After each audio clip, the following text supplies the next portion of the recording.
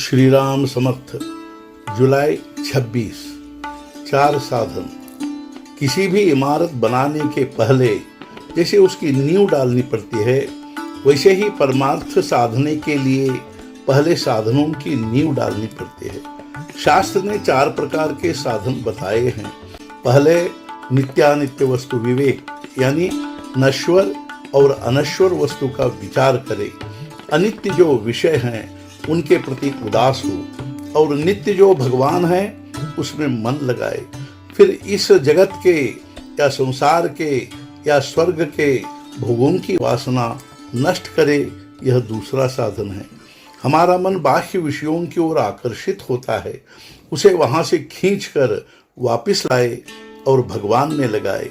हमारे अपराध के बिना ही कोई हमें सताए तो हम उसे शांत भाव से सहे, गुरु के वचन पर विश्वास रखे, हर्ष विषाद न मानते हुए संतोष से रहे। यह तीसरा साधन है।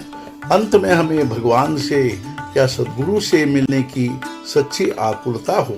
इतनी सब साधन सामग्री हो तभी साधक को ब्रह्म दर्शन होगा।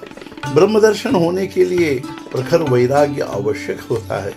पैसे का लोभ पूर्णतः निकल जाना चाहिए।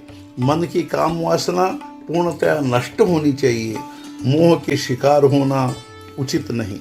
केवल अच्छी गृहस्थी करना यह कोई मानव जीवन का ध्येय नहीं है। ऐसे तो जानवर भी अपना अपना प्रपंच कर लेते हैं।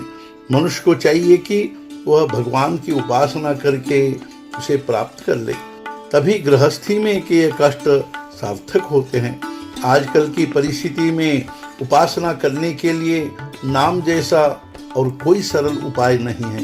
वस्तुतः भगवान के नाम में बहुत बड़ी सामर्थ्य समाई हुई है। उसका नाम लेकर जो संसार में विचरे उसे व्यवहार में सदा ही सफलता मिलेगी, ऐसा नहीं है। किंतु इसमें कोई संदेह नहीं कि भगवान उसकी लाज रखेंगे। गृहस्थी की सफलता या असफलता ये तात्कालिक बातें हैं। सच्चा महत्व भगवान के अनुसंधान का है।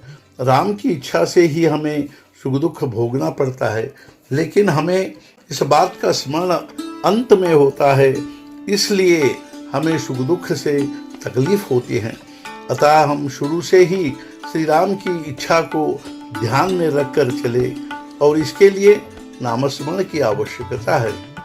गृहस्थी का ढंग ऐसा होता है कि आज सुख हुआ इसलिए अच्छा लगेगा, तो दूसरे दिन ही दुख रूपी थाल परोसा होगा।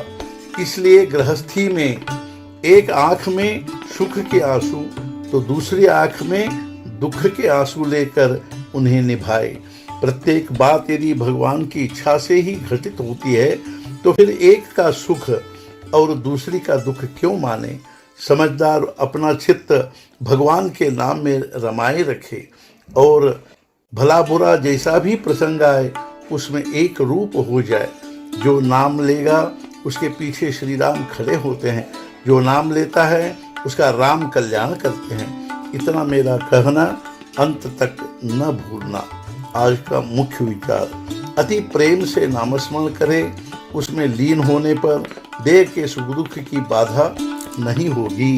सद्गुरुनाथ महाराज की जय। जय जय रघुवीर समर्थ।